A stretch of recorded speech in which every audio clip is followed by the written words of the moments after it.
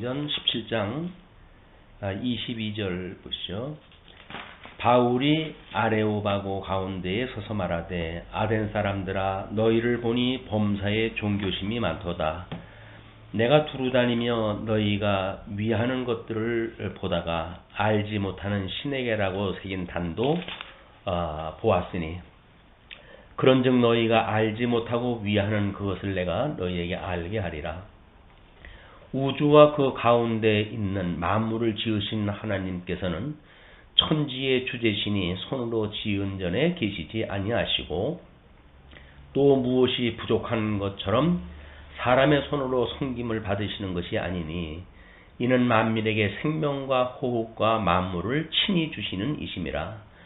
인류의 모든 족속을 한 혈통으로 만드사 온 땅에 살게 하시고 그들의 연대를 정하시며 거주의 경계를 한정하셨으니 이는 사람으로 혹 하나님을 더듬어 찾아 발견하게 하려 하심이로되 그는 우리 각 사람에게서 멀리 계시지 아니하도다.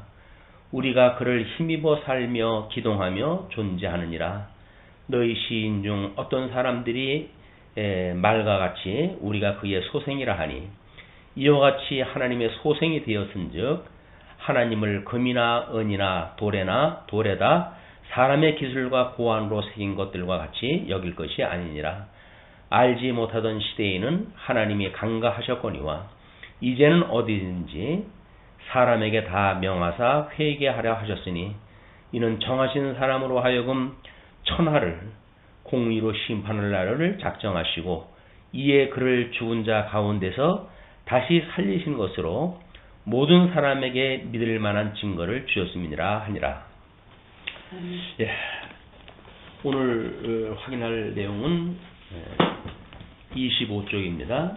25쪽에 2절 은혜의 방편의 역사와 여러 견해와 개혁파 견해 이런 제목으로 소개가 되어지겠는데요. 먼저 우리가 짧게 그 은혜의 방편 중에 1장이 은혜의 방편 개관인데 그 1절에서 은혜의 방편의 함의와 특성에 대한 걸 우리가 살펴본 바가 있습니다. 오늘은 그 은혜의 방편의 역사적 여러 견해, 그 다음에 개혁파 견해를 비교해서 살펴보도록 하겠습니다. 먼저 역사적 여러 견해예요. 첫 번째 로마 카톨릭의 견해인데 말씀, 성례, 교회와 외형의 작용, 이 외형의 작용을 성례를 말씀보다 더 참된 은혜의 방편이라고 보는 견해가 되어진다. 이렇게 설명을 붙여놨어요. 얘는 그 외형의 교회와 외형의 작용 이렇게 이야기하는 것이 결국은 우리가 말씀을 질적인 걸로 이야기를 하고 성례를 수단적인 걸로 이야기를 했고 그렇게 했을 때 교회와 외형의 작용이라고 하는 각종 봉사의 그런 그 작용이 들어가겠죠. 그런 걸로 인해 가지고 은혜의 방편이다. 그런데 그렇게 설명한 가운데 성례를 말씀보다 더 참된 은혜의 방편으로 보통 설명을 하고 이해를 하고 있다. 이런 내용으로 이제 비판을 또 한 겁니다. 두 번째 루터파의 견해예요. 말씀에 치중을 하는데 방편에 포함을 갖다 해서 말씀을 기초적인 은혜 방편으로 보며 그 다음에 성례들은 말씀을 떠나서는 의의가 없다라고 규정을 한다는 거죠. 그러니까는 말씀이라고 하는 기초 안에 성례라고 하는 방편이 그 말씀을 증거하는 어떤 방편으로 소개가 되어졌을 때 의의가 있는 거지. 그것이 기능적으로 해서 성례 자체가 기능적 효과를 가지고 있는 게 아니다. 이제 그런 그 이야기거든요.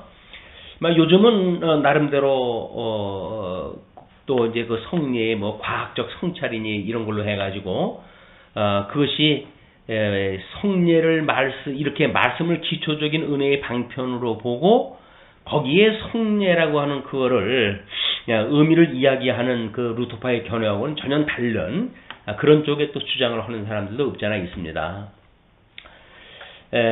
그리고 세 번째가 신비가들의 견해 이렇게 이야기를 했어요. 그거는 은혜는 방편에 매이지 않는다. 다시 말해서 금식이나 철야나 명상이나 통성, 기도 등을 통하여서 모두 은혜를 받는다. 뭐 이렇게 이야기를 하는 거예요. 그러니까 지금 그 신비가들이 이야기하는 금식, 철야, 명상, 통성, 기도 이런 것들이 은혜를 받는 방편으로 이해가 한다는 거 아닙니까? 그런데 지금 우리 이제 개혁교에서와의 어떤 차이가 있는지 이런 주장하고 우리가 비교를 해볼 필요가 있는 겁니다. 먼저 이성주의의 또 견해가 있어요. 그거는 도덕적 효능뿐이다. 뭐 이렇게 이야기를 합니다. 그래서 나름대로 그 신비가들의 이야기하는 것은 정반대의 개념을 가지고 있는데 이런 여타 어떤 그 역사적 견해와 다르게 개혁파에서는 첫째, 하나님이 정하신 통상 방편이 있다. 두 번째, 특별 은혜가 공작하는 경역이 있다. 세 번째, 고유가 아니다, 수반이다. 뭐 이렇게 이야기를 해가지고 성례에 은혜가 붙어 있는 것이 아니라 성례를 사용할 때 은혜가 나타난다. 뭐 이런 그 설명이에요. 그러니까 이제 은혜의 방편을 이야기할 때 나름대로 이제 그 성례가 정하신 통상적인 방편이다. 하나님이 정하신 통상적인 방편이다. 라고 하는 건 방편적인 은혜라는 이야기죠. 그렇기 때문에 특별 은혜가 공작하는 경역으로 해가지고 말씀이라고 하는 특별 계시에 의해 가지고 받게 되어지는 그런 그 특별 은혜, 그것이 공작하는 경역이라고 하는 걸로 보아서는 우리 루터파가 주장한 것처럼 말씀이라고 하는 기초 위에 거기에 성례들이 말씀을 떠나서는 의의가 없다고 하는 전제를 가지고 우리가 성례라고 하는 의의를 부여했을 때 이것이 개혁파에서 주장하는 견해라고 보는 겁니다. 그렇기 때문에 루터파의 그 견해는 개혁파의 견해와 유사한 그런 그 개념이죠. 그리고 고유가 아니다, 수반이다 라고 하는 그 이야기는 신비가 된 것처럼 금식이나 철야나 명상, 통성기도 등이 이것이 은혜를 받는 것이다 라고 하는 것은 수반되어지는 것이 아니라 뭔가 고유한 은혜를 주는 방편으로 이야기를 하는 건데 그것이 개혁교에서는 배척을 갖다 한다. 이제 그런 그 개념입니다. 그래서 이런 개혁파에서 소위 은혜의 방편이라고 하는 것을 이야기했을 때 나름대로 아마 우리가 이제 그 하나님의 말씀과 성례와 그다음에 이제 우리 구원에 대한 거는 교회에 대한 권징을 이야기를 하는데 나름대로 이것은 기도라고 하는 거를 이제 넣고 그 세 원칙을 이야기를 하고 있거든요. 그렇기 때문에 지금 그 아마 은혜 방편을 쭉 설명을 갖다 하고 하는 가운데 성례의 개간도 설명이 되어지고 그래서 성례에 대한 것이 많은 페이지 수를 이게 갖게 되어집니다. 그래서 성찬과 세례가 성례가 되어지기 때문에 4장에 넘어가게 되면 기독교 세례가 언급이 되어지고 그리고 5장에 가면 이제 성찬이 본격적으로 이야기가 되어지고 이건 교회의 은혜의 방편이기 때문에 아주 상당히 많은 그런 그 부분을 할애해가지고 좀 사용되어지고 있어요, 이게. 그렇기 때문에 그 개간적인 걸 우리가 지금 파악하는데 필요하다. 그리고 6장에 가게 되면 기도가 나오잖아요. 그 기도가 은혜를 받는 방편으로 이해하다 하는 겁니다. 그래서 성찬, 성례, 그다음 말씀, 성례, 기도 이 세 가지를 교회의 은혜의 방편으로 이야기를 한다. 이렇게 되어져 있기 때문에 개혁파의 견해가 일반 역사적으로 여러 있던 견해와 어떤 건 유사하고 어떤 거는 차별화가 되어졌는가라고 하는 걸 우리 개괄적으로 파악이 되어져야 우리가 이제 본론에 들어가 가지고 나름대로 더 분명하게 말 그런 차이점을 우리가 발견할 수가 있을 겁니다. 또 밝혀야 되겠고.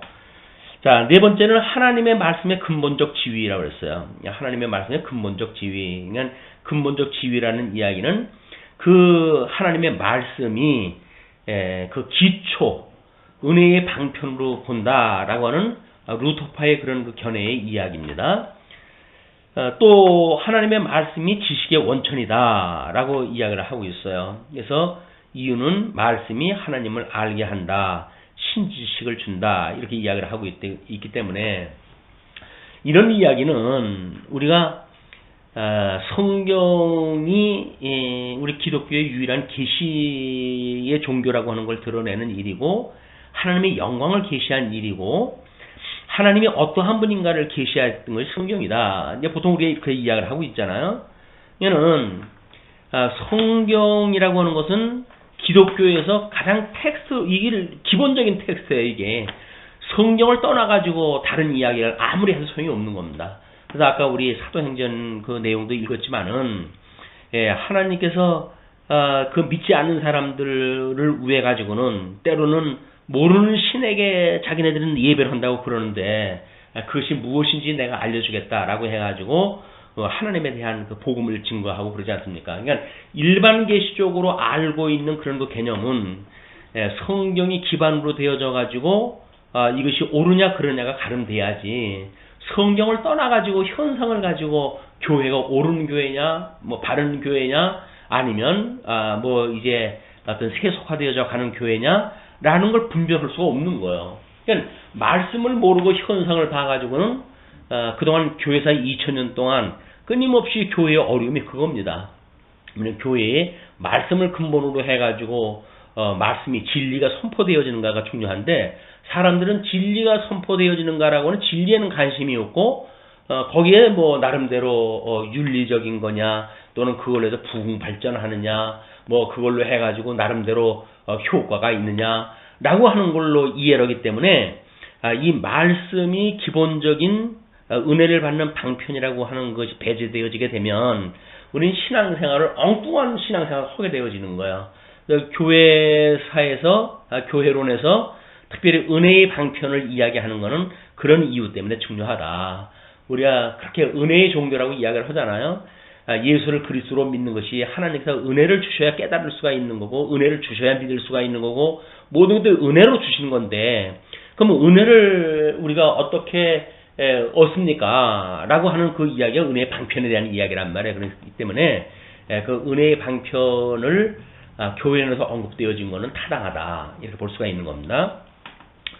다음에 이제 그 26쪽을 넘어가시게 되면 개괄적으로 끝나고 2장으로 해가지고 은혜의 방편으로서의 하나님 말씀이 소개가 되어져요. 하나님의 말씀은 은혜의 방편이 아니고 은혜를 깨닫게 하는 근본 방편이다. 은혜의 방편이 아니고 근본 방편이라고 하는 건 무슨 얘기인지 모르겠지만 얘는 나름대로 이 아래서 1절서부터 지금 전개되어지는 수많은 이야기를 뭔가 이야기를 해야 되겠는데 그것이 은혜의 방편이다. 우리 이야기 이제 이 교회신앙에서는 이야기를 하는 거 아니겠어요? 근데 그것이 은혜의 방편이 아니고 은혜를 깨닫게 하는 근본 방편이다. 이제 이렇게 해가지고 뭔가 차이를 두려고 하는 그런 그 이야기예요. 그래서 우리가 이제 우리 믿음의 선배들이 교회에 우리가 예수님을 믿는 건 은혜로 우리가 믿음의 구원을 받는 거예요. 은혜로 우리가 예수님을 믿게 되어지는 거예요. 그렇기 때문에 우리는 은혜로 나름대로 우리가 열매를 맺고 이렇게 살아가는 거랍니다. 라고 해서 근본적인 걸 설명들을 하거든요. 근데 수많은 사람들이 이제 그럼 우리가 은혜를 받기 위해서는 뭘 갖다 해야 됩니까? 이렇게 되잖아요. 우리 예수님이 귀신을 이제 내쫓았을 때 변화산에서 내려오니까 밑에서는 제자들이 귀신을 내쫓기 위해서 땀을 뻘뻘 흘리고 애를 쓰잖아요.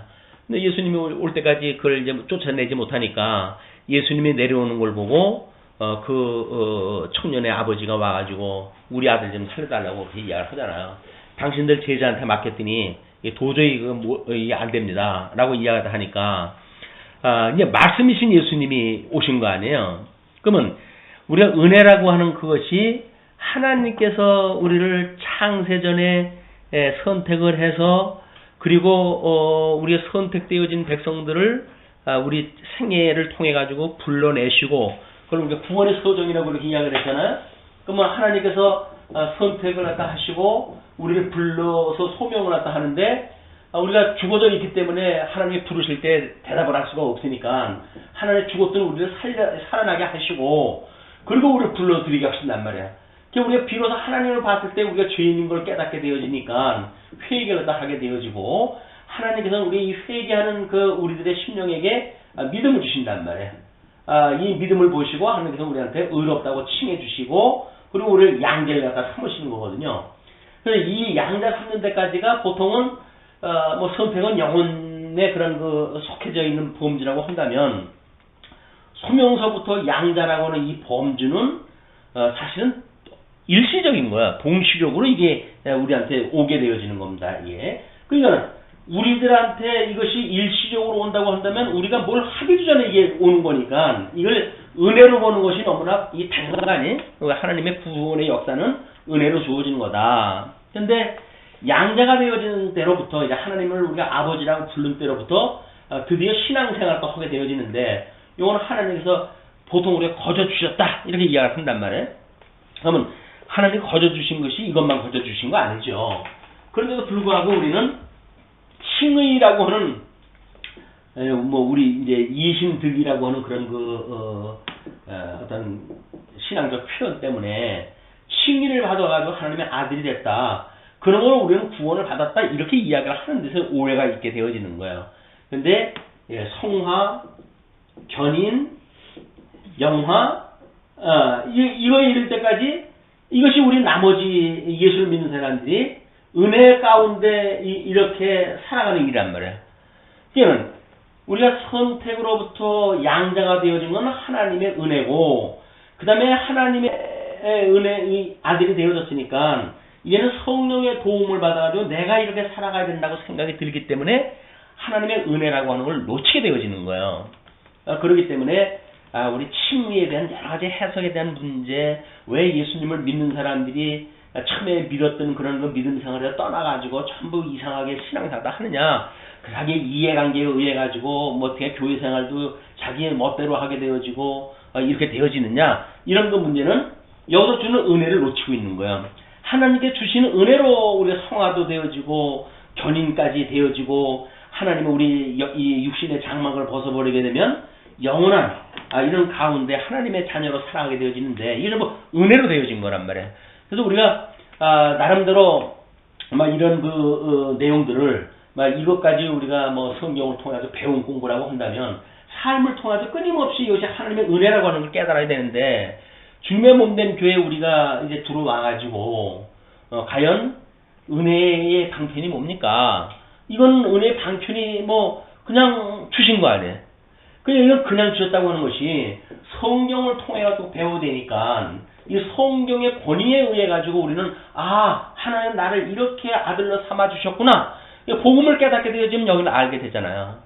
그리고 예수님이 승천하셔가지고 여전히 그 새 언약을 이루어 가시는 일이 주님의 몸된 교회를 통해 가지고 은혜로 해가지고 여전히 이 성경 배움을 여기에 수반한 이 긴 공부를 통해 가지고 교회 생활을 통해 가지고 거룩하게 되어지고 견인의 훈련을 해가고 또는 경건의 연습을 갖다 해가고 이런 일을 한단 말이야. 이것이 마치 이렇게 동시적으로 일시적으로 주어졌던 앞에의 조건과 다르니까 이걸 은혜라고 하는 성질을 놓치게 되어지는 거예요, 사람들이. 그러니까 여기에 이제 성화의 과정 중에 나와져 있을 수 있는 우리 그 신비 쪽에서 이야기하는 것이 뭐예요? 신비 쪽에서 이야기했던 걸 보니까 전부 우리 신앙생활 때 했던 기도생활, 명상, 금식, 철야 이런 것들이 은혜의 방편으로 논다는 거 아니겠어요? 그러니까 이거는 성화라고 하는 이런 걸로 보았을 때 하나님께서 이 전체가 은혜로 주시는 것이다. 은혜의 방편이란 말이에요. 은혜의 방편. 근데 이 은혜의 방편이 성경이 여기서부터 여기까지 익힌 공부를 해가지고 배운 공부를 해서 이제 우리가 텍스트를 중심으로 해서 배운 거예요. 그리고 익힌 공부라고 한다면 나름대로 여기서 이제 성례라고 하는 이런 그 부분과 그 다음에 기도라고 하는 부분이 있는데 제자들이 나중에 예수님한테 묻잖아요. 왜 우리들은 내쫓지 못했습니까? 그랬더니 기도 외에는 이런 일을 내쫓을 수 없다 이렇게 이야기를 하잖아요. 지금 사단의 권세가 장악을 해가지고 있는 막 이런 그 상황에서는 하나님의 뜻을 통해 가지고 이루어져야 되는 일이기 때문에 하나님의 뜻을 구하는 기도여야만 그 귀신이 나갈 수가 있는 거예요. 왜? 우린 하나님이 우리가 죽었던 우리를 지금 이렇게 구원했다 한 거 아닙니까? 사망 권세에 있던 우리를 구한 거 아니에요? 그러면 사망의 권세 중에 지금 질병의 권세에 의해 가지고 있던 사람이 여전히 살게 되어지는 것도 하나님의 이 말씀에 언약되어진 말씀을 기반으로 해가지고 기도를 갖다 하니까 이걸 내줄 수가 있는 거란 얘기죠. 그러면 이 기도라고 하는 것이 왜 말씀은 근본적인 원리가 되어지고 이 성례라든지 기도라고 하는 거는 그 기본적인 말씀 위에 의미가 있다고 보는가라고 하는 이야기예요. 기도는 모든 걸 다 이루어진다고 이야기를 하게 되면 그거야말로 이게 은혜지.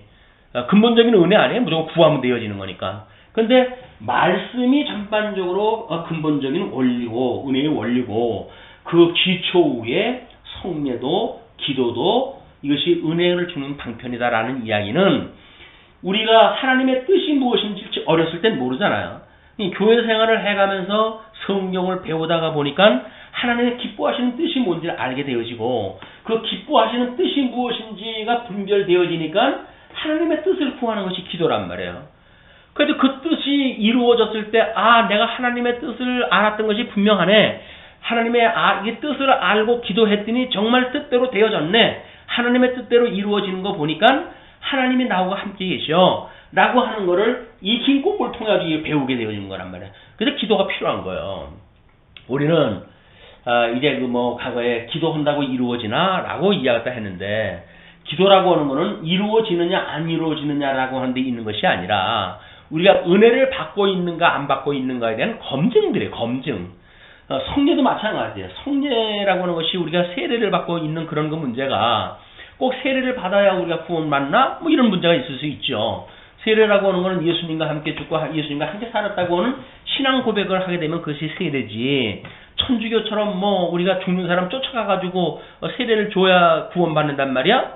그건 아니잖아. 라고는 반대 이론이 나올 수가 있어요. 그러나 그런 사람들이 교회 앞에서 이제 세례를 통해서 입교가 선포되어지고 우리 권사님 자녀분이 이번에 세례를 받는 걸로 해야죠. 은혜를 깨달았다고 그랬잖아요. 그 은혜를 깨닫는 방편이라니까요.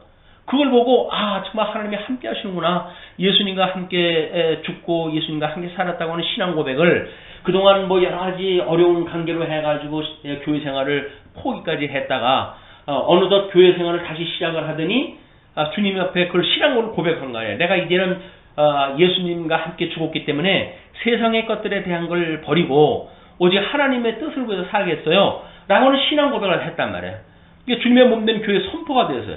성부와 성자와 성령의 이름으로 이제는 우리 아무개 교회의 성도가 되어진 걸 선포하노라. 선포가 되어졌다는 거는 같이 살아간다는 거 아니에요. 같이 살아간다는 거. 같이 살아가는 그런 그 성도가 되어졌다는 세례를 받은 사람들이 매년 떡을 뗀단 말이에요.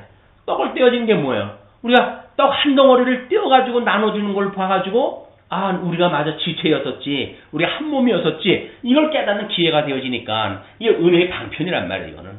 이거는 다 말씀에 있는 것들이에요. 말씀을 알아야 기도할 수가 있고 말씀을 알아야 세례도 받을 수가 있고 우리가 성찬도 할 수가 있는 거다. 그런 개념이기 때문에 말씀이라고 하는 것이 우리 배움 공부의 어떤 그 근본적인 텍스트의 원리라고 한다면 그다음에 성례와 기도는 이제 거기에 기반을 갖다 한 기초를 둔 우리의 방편으로 이렇게 이해하는 것이 지금 이 교회 신학에서 이야기하고 있는 하나님의 은혜의 방편이에요. 근데 말씀도 모르고 기도한다고 해가지고 그 은혜가 방편이 될까요? 그 사람들은 무조건 오고 이제 달라고 떼쓰려고 그러잖아요. 그게 신비주의자들이 하는 이야기란 말이에요. 무조건 오고 구하게 되면 하나님께 주신다. 라고 이야기했다 해가지고 매 잡는 게 꽁 잡는 게 매지. 라고 해가지고 기도를 갖다 해가지고 뭘 이루어지면 된다고 이야기했다 하는데 그거는 일반 종교도 기도를 통해서 이루어지는 것들이 있어요.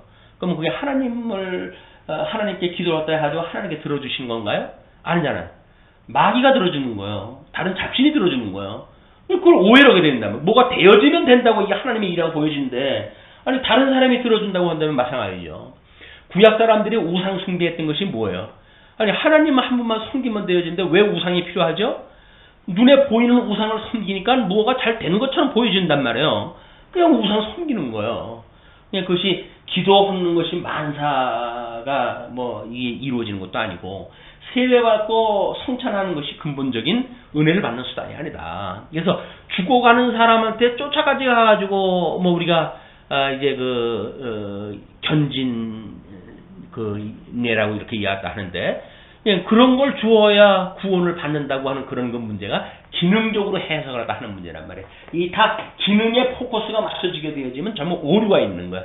여기에는 기능이 아니라 성경의 원리에 맞는가를 깨닫게 되어지는 부차적인 방편에 있는 거다. 그러니까 말씀을 배제한 이런 거는 이 나올 수가 없는 겁니다. 그래서 앞에 이제 그 이성주의자들이나 신비주의자들이 말하는 것들은 오류가 있는 것이다. 또 로만 캐톨릭이 이야기했던 기능적으로 이해하는 것도 문제가 있는 것이다. 원리적으로는 세례를 만약에 교회에서 선포가 되질 않아도 만약에 예수를 믿고 그 사람이 죽었다고 한다면 구원을 받지요. 교회에 아직 등록을 안 했는데도 불구하고 구원을 받을 수가 있는 거예요. 그러나 그것이 세례를 안 주면 구원 못 받는다. 교회에서 그런 고난이 있는 것처럼 이야기를 갖다 해가지고 죽는 사람한테까지 이렇게 했을 때 그것이 기능적으로 구원을 받는다고 하는 기능적 작동을 갖다가 이제 하는 것들이 오류다. 그걸 말씀을 근본적인 원리로 하는 종교 개혁자들의 이 교의신학은 그런 데서 매우 중요하다. 기도도 하나님의 뜻대로 우리가 구했을 때 그것이 이루어진 걸 보고 하나님의 살아계신 것이 분명해 라고는 확신이 만들어지고 그걸로 해서 은혜를 깨닫게 되어지는 거란 말이에요. 은혜를 깨닫게 되어지는 거지 기능적으로 뭐 기도를 갖다 했더니 됐다 안 됐다 이런 걸로 하는 거는 기본적인 원리에 어울리질 않는 거다. 세례도 마찬가지지만 그런 문제를 가지고 은혜의 방편이라고 하는 거를 우리가 설명을 갖다 해야 되겠고 그런 맥락에서 봤을 때 은혜의 방편으로서의 하나님의 말씀은 근본적인 거다. 뭐 이걸 이제 이야기하려고 그러는 거예요. 은혜를 깨닫게 하는 근본 방편이다. 뭐 이걸 이야기하려고 설명에다 부수적으로 그렇게 설명한 것 같습니다. 다음에 이제 1절에서 의미와 농고와 전도에 대한 세 가지를 이제 이야기를 하는데 이 관련해서 하나님의 말씀의 의미는 무엇인가? 여기에 뭐 물론 서론 부분을 이야기했을 때 우리 인식론을 이야기했을 때 성경이란 무엇인가 뭐 전부 이야기했던 것들이에요. 그러나 은혜의 방편이라고 하는 걸 이야기를 하면서 성경이 우리 은혜의 방편의 본질이라고 이야기를 했으니까 그를 교회론적인 입장에서 다시 한번 언급을 하는 겁니다. 자, 그러면 성경은 탁월히 하나님의 은혜의 말씀이므로 또한 가장 중요한 은혜의 방편이다. 그래서 우리가 이 서론을 공부할 적에 우리 인식의 원리를 이야기를 했잖아요. 그럼 이제 인식의 주관자가 성령 하나님이란 말이에요. 성령 하나님께서 인식의 주관자가 돼가지고 우리 예수를 그리스도로 믿고 이제 거듭나고 중생한 하나님의 자녀가 되어진 성도들에게 성도가 이 인식의 주체가 된다 그랬어요. 이게 주체. 그럼 이제 이 주체가 뭘 통해 가지고 진리를 우리가 깨달을 수 있는가라고 하는 도구, 진리의 그 인식의 도구를 성경이라고 이렇게 이야기했단 말이에요. 성경은 진리 인식의 도구인 거예요. 그러니까 우리가 진리를 통해 가지고 하나님이 어떠한 분인가를 안다고 한다면 성경이 아니면 알 수가 없어요. 그럼 성경이라고 하는 우리 인식의 도구는 성령 하나님의 주관이 아니면 있을 수가 없는 거야. 그리고 우리가 거듭나고 중생한 성도가 주체를 가지고 믿음에 화합하는 이런 그 믿음이 없으면 되지를 않는 거기 때문에 여기서 이 성경은 탁월히 하나님의 은혜의 말씀이다. 또한 가장 중요한 은혜의 방편이다 라고 설명할 수밖에 없는 거죠. 그런데 이제 여기에다가 문제 제기가 했어요. 우리는 성경이 은혜를 깨닫게 하는 근본 방편이다. 가장 중요한 은혜의 방편이나 근본 방편이나 어떤 의미적인 차이가 있는지는 모르겠지만 나름대로 차별화를 갖다 하겠다고 우리가 표현을 갖다 했으니까 개의치 마시고 두 번째 전도의 말씀은 전파된 때에만 은혜의 방편이다. 그래서 전하는 자가 없이 어떻게 듣겠으며 듣는 자가 없이 듣지 아니하고 어떻게 믿음이 만들어지겠으며 뭐 이런 그 성경이 있잖아요. 그러니까 성경은 들으면서 믿음이 만들어지는 일이기 때문에 말씀을 듣지 않고 만들어진다는 건 거짓말이에요. 그냥 진리 인식의 주관자가 나름대로 땅끝까지 이르러 증인이 되어진다고 하는 그런 걸 통해 가지고 믿는 증인이 되어진 사람들마다 증거의 역사를 통해 가지고 하나님의 은혜의 방편이 이제 임하게 되어지는 거다. 이렇게 보면 되겠죠. 그래서 전도의 말씀, 그거는 말씀은 전파된 때에만 은혜의 방편이다. 전파되지 아니한 거는 사장되어진 거예요. 허공을 치는 거나 똑같습니다. 그래서 뭐 말씀을 우리가 듣고 우리 진리를 전수하고 보수하고 전승한다고 이렇게 늘 교회의 사명을 이야기를 하는데 그 교회에서 이게 그 뭐 전승한다고 하는 것이 전파하는 거 아니겠어요? 그냥 한쪽 축이 놓쳐지게 되면 전승이 없는 거예요. 보수하는 것만 만들어지니까 물론 하나님께서 우리 진리를 보수하는 그런 그 일들에 대하여 나름대로 어떤 전통이라고 하는 걸로 이제 만들어 놓는다고 그렇게 이야기를 했어요. 이 전통이라고 하는 그거는 시대가 변해가도 나름대로 전통으로 이것이 남겨져 있기 때문에 언젠가는 하나님의 은혜를 주었을 때 그 전통으로 받아왔던 우리들의 그 어떤 하나님에 대한 지식이 성령을 통해 가지고 업그레이드가 되고 이제 호흡이 거기에 생명력이 불어넣어져서 은혜를 깨닫게 되어지는 그런 걸로 해서 때를 하나님께 해가시죠. 필요하지만 우리가 지금 현재 살아있다라고 하는 그 이야기는 교조화되어져 있는 사장되어져 있는 그런 것이 아니라 하나님의 말씀은 살았고 운동력이 있어가지고 교훈과 책망과 바르게 함과 의로 교육하게 유익한 거예요. 이게 말씀을 들으면 우리 죄가 죄로 드러나야 되는 거예요. 근데 우리는 말씀을 듣다가 뭐 시험이 걸리게 되면 이 교회 나와서 괜히 시험만 들었네 하도 교회 안 나온단 말이에요. 그 듣기 좋은 대로 가는 거예요. 이제 책망이 없는 교회를 찾아가니까 신앙생활이 지속될 수가 없는 거다.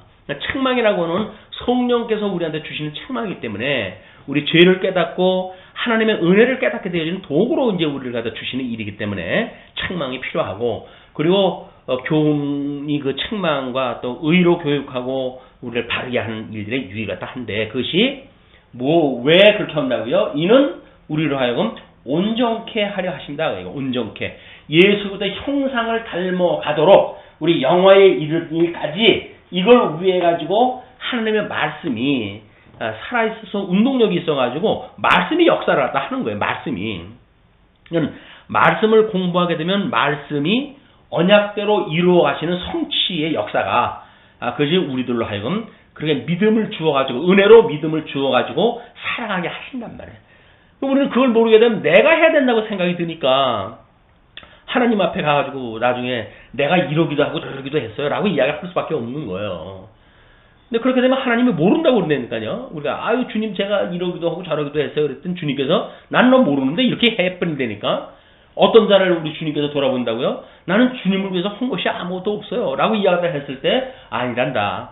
작은 인자에게 한 것이고 나에게 한 것이야 라고 이야기를 갖다 해가지고 뭐 그런 그 믿음을 보고 하나님께서 우리를 갖다 구해준 은혜를 깨닫는 성도를 갖다가 오른편 그 양무리에 있는데 두시는 것이지 뭘 했다고 자랑하는 자들에게 두는 게 아니기 때문에 믿음이라고 하는 것이 그래서 어렵습니다. 인간적인 방법으로 보게 되면 뭔가 내가 하는 걸로 해가지고 업적을 삼고 공로를 삼고 해가지고 했다라고 이야기할 수가 있잖아요. 근데 우리는 했다 하는 순간 우리는 아무것도 한 게 없는 거예요. 우리는 하나님하고 아무 상관없는 사람이에요. 왜? 하나님의 말씀이 살아가지고 운동력을 통해가지고 역사를 해가는 거 아니에요? 그것이 말씀 운동, 우리가 그 교회라고 하는 그 말씀 운동이 거기에 그렇게 되어져 있는 거다. 그래서 에네르게이아라고 하는 그런 그 헬라어가 하나님께서 말씀 로고스로 해가지고 역사를 해가지고 우리들을 통해가지고 일정 믿음의 수준만큼 자라게 한 것, 그것이 에네르게이아예요.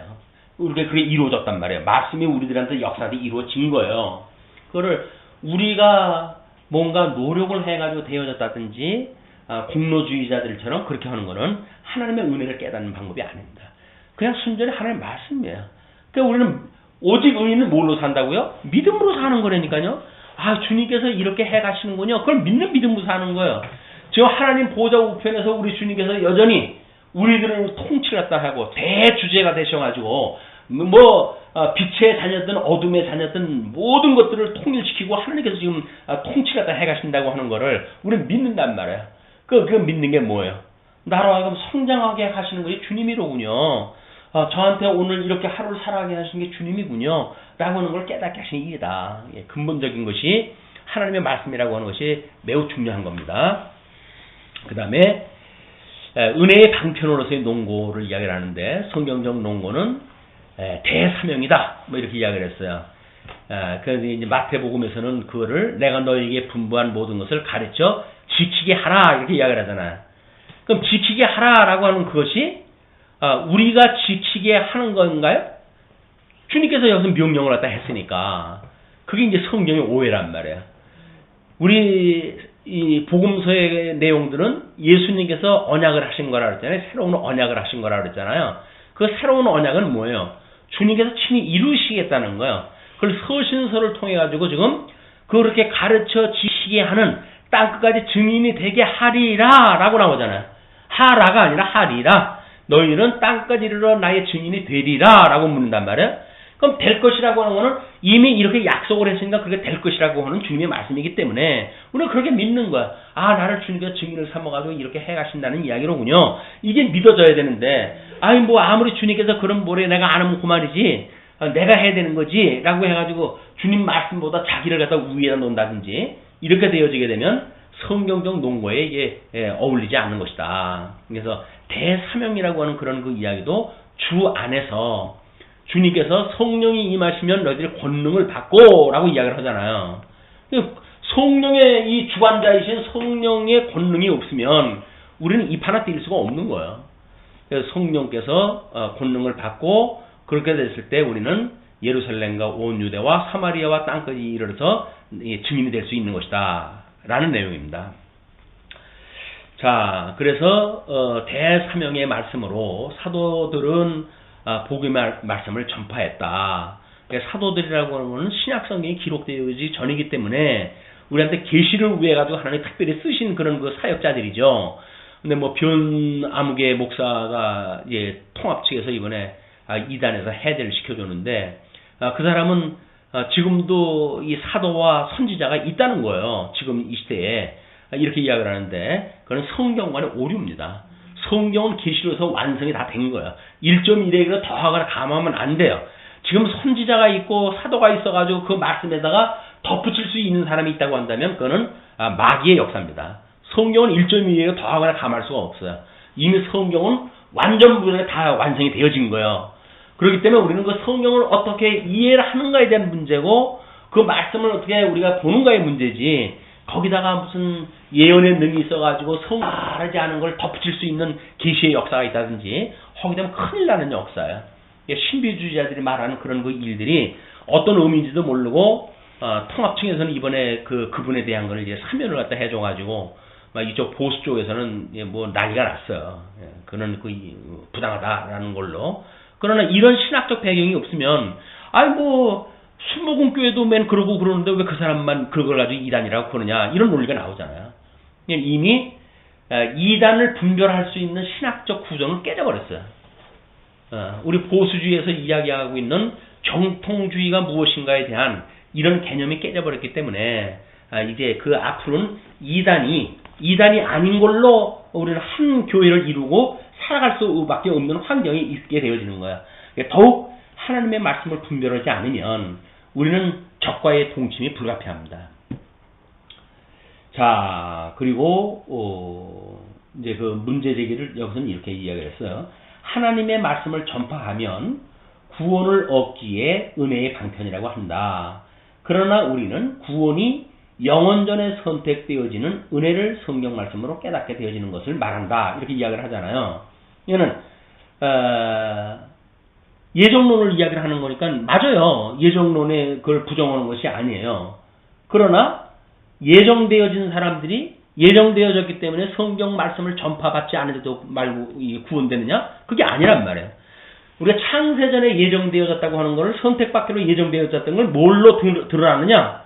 하나님의 말씀을 듣고 깨닫음으로 해가지고 내가 창세전에 예정되어졌던 사람이야 라고 하는 걸 알게 되어지는 건데, 그걸 무시하게 되어지게 되면 이제 뭐 나는 섰어, 다 이루었어 라고 하는 잘못되어져 있는 그런 그 신앙의 열매가 맺게 되어진다. 그건 필요한 거야. 예정되어진 사람들이 말씀을 듣고 깨닫게 되어지는 일이고, 그 사람이 죽어라고 우리가 사랑의 수고라고 하는 열매를 맺게 되어지는 거라니까요. 선택되어졌기 때문에 난 뭐 이제는 구원받은 사람이야, 교회를 뭐 꼭 나가야 돼, 교회 안 나가도 돼, 뭐 다른 걸로 안 해도 돼 라고 하는 문제는 이런 은혜가 무엇인지 모르는 그런 이야기다. 성경이 가장 근본적인 은혜라고 했음에도 불구하고 은혜를 지금 까먹는 이야기가 되었죠. 문제 제기가 은혜를 까먹는 이야기예요. 그런 걸로 봐서는 문제 제기에 문제가 있는 거예요. 문제 제기에 대하여 문제 제기를 합니다. 그 다음에 이제 그렇게 되어지고, 두 번째 역사적 농고를 그렇게 이야기합니다. 말씀 없는 곳에 구원하는 가마력이 없다. 이거 얼마나 은혜로운 이야기야. 말씀이 없는 곳에 구원하는 가마력이 없다. 뭐 꿈결에 하나님께서 뭘 줘가지고 은혜를 깨달았다는 동, 뭐 잠결에 뭐 천국을 갔다 와가지고 은혜를 깨달았다는 게 전부 거짓말이에요. 말씀이 없으면 소용없는 일이래요. 기독교의 왕성이 성경 진리의 홍포에 필요한다. 얼마나 넓게 공포하는가에 따라서 기독교의 왕성한 진리, 성경 진리가 기독교가 왕성한가를 비례한다. 그런 이야기입니다. 참 종교의 왕성이 청소년들의 성경 진리의 교훈받음에 비례한다.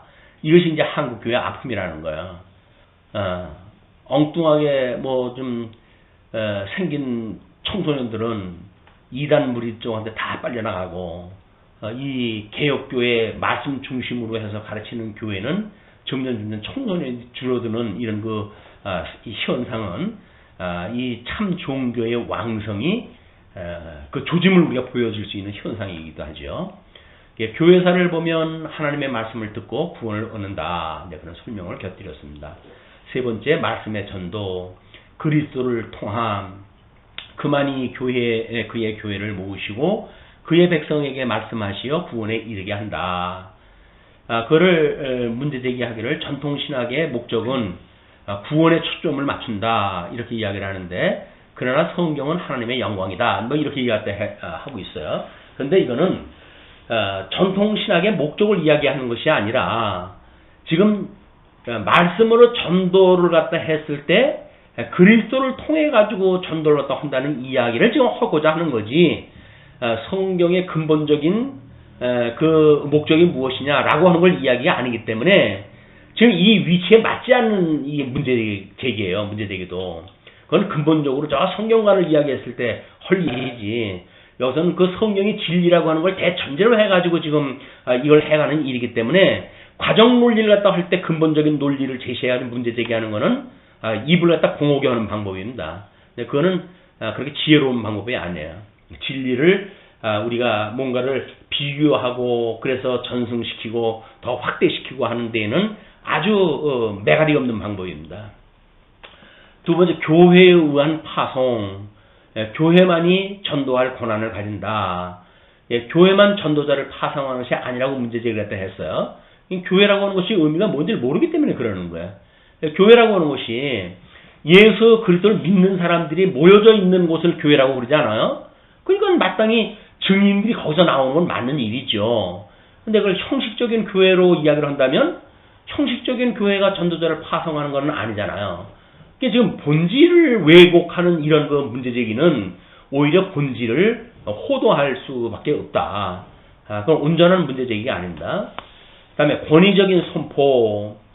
전도자의 말은 권위적이라는 것이 분명하다. 근데 또 문제제기를 또 했죠. 복음 전파의 권위는 전도자가 아닌 말씀 자체에 있다. 복음의 내용 자체에 힘이 있다. 그런데 전도자의 말이라고 하는 것이 지금 성경을 가지고 전도를 한다고 하는 거예요. 말씀에 전도를 한다는 거 아니에요. 그럼 이 권위라고 하는 거는 말씀에 전도가 있다는 거지, 전도자가 권위 있다고 하는 얘기는 아니잖아요. 그냥 그것도 전도자의 말씀, 전하는 말씀, 거기가 권위적이라고 하는 것이지, 뭐 전도자가 권위자라고 이야기한 것이 아니란 말이에요. 그것도 문제 제기를 위한 문제 제기였다. 이렇게 볼 수밖에 없는 겁니다. 권위적인 선포, 하나님의 말씀이기 때문에 그렇게 이야기를 하는 거예요. 이건 전도자라고 하는 것은 설교자도 마찬가지입니다. 강론자가 뭐 예를 들어 가지고 어떤 그 하나님의 말씀을 전파하는데 이 말씀을 해가지고는 시험 받을 사람이 있다라고 해가지고 하나님의 말씀의 권위를 우리가 무시하고 그 사람 듣기 좋은 말을 갖다 한다고 한다면 말씀의 권위가 없는 거죠. 그건 전도자에 한하는 것이 아니에요. 설교자도 다 마찬가지예요. 설교자들이 왜 말세지만에 사람들의 귀를 즐겁게 하는 이야기만 하는가? 이건 지금 한국교회 현상이나 똑같은 거야. 나름대로 싫은 소리 오면 뭐 여기가 교회 여기밖에 없냐 해가 다른 교회로 가버리니까. 근데 그런 교인을 붙들어 놓기 위해 가지고 권징도 하지를 않고, 그리고 그들에게 하나님의 말씀을 갖다가 권위 있게 선포도 안 하고, 그런다고 한다면 이 교회의 권위가 없는 거야. 이 말씀의 권위가 없는 거야. 말씀의 권위라고 하는 거는 시험을 받고 안 받고는 그 사람의 어떤 조건이지 말씀의 문제가 있는 게 아니란 말이에요. 절대적인 그런 그 말씀은 이거는 교훈과 우리가 책망이 따르길 수밖에 없는 거지. 거기에 뭐 책망받을 이야기는 접어두고 그걸 듣기 좋은 이야기만 하고 이렇게 한다는 이야기는 말씀의 권위를 믿지 않는 일이다. 말씀의 권위를 믿는다고 한다면 하나님의 말씀 그대로 하는 거예요. 하나님 말씀 그대로 전파를 딱 하는 거야. 시험에 걸려가 넘어질 사람은 이미 넘어질 사람이니까 넘어질 수밖에 없는 거죠. 뭐 그 사람을 넘어질 사람이 그렇지 않다고 해가지고 그럼 교회에 충성할 사람이 됩니까? 그건 이미 잘못되어져 있는 성경관을 가지고 있는 거란 말이에요. 우리가 그런 말씀의 확신을 가지고 있는 것이 은혜다. 이 말씀을 붙들고 우리가 살아야 이 어려운 시절에 우리가 위로를 받고 소망을 가지고 살아갈 수가 있지. 달콤한 말로 해가지고 우리의 뭐 속삭여주는 이야기 가지고 위로를 받으면 뭐 끊임없이 그 사람 찾아가야 될 거 아니야. 왜? 그 사람은 위로의 말을 했다 하는데 이쪽 가게 되면 왠지 맨날 뭐 말이 써. 근데 하나님의 말씀은 어쩔 수가 없어요. 입에서는 달지만 집으로 들어가게 되면 쓸 수밖에 없는 것이 하나님의 말씀이기 때문에 하나님의 말씀이 입에 달다. 뭐 이렇게 하는 거는 어린아이, 소화적인 그런 그 이야기예요. 그 말씀이 안에 들어가게 되면 쓸 수밖에 없어요. 왜? 예수님과 함께 죽으라는 이야기인데 예수님과 함께 죽으라는 이야기를 갖다 누가 듣겠어요? 우리는 예수님 때문에 구원받았어요 라고는 입에 단말만 들어가지고 좋다라고 이야기를 하지만 이제 네가 예수님으로 말미암아 새로운 피조물이 되어졌느냐? 예수님과 함께 죽은 것이 맞아? 그 이야기는 뭐예요? 세상에 대하여 죽으라는 이야기예요. 하나님 주신 여건 가지고 감사하고 항상 기뻐하고 범사에 감사하고 쉬지 않고 기도하고 살라는 거예요. 그런데도 불구하고 자기 뜻대로 안 된다고 해가지고 뭐 그냥 엉망진창이 신앙생활이 되어진다고 한다면 이미 그거는 말씀의 권위가 없는 거예요. 그 사람한테 말씀의 권위가 작동이 되지는 않는 거다. 하나님의 말씀은 그냥 있는 대로 우리가 선포가 되어지고 있는 대로 들어야 돼요. 그러니까 책망의 말씀이면 내가 죄를 깨닫고 죄를 회복을 갖다 해야지. 죄를 통해 어떤 회개할 생각을 안 하고 그냥 듣기 좋은 소리만 해달라고 하면 그렇게 되면 예수 그리스도와 함께 죽는 역사가 일어나질 않아요. 우리는 성찬할 때만 예수님께 죽음을 갖다가 고백을 하는 게 아니에요. 끊임없이 예수 그리스도와 함께 죽었다고 하는 것이 우리 삶 속에서 드러나는 일, 이제 말씀의 효과다.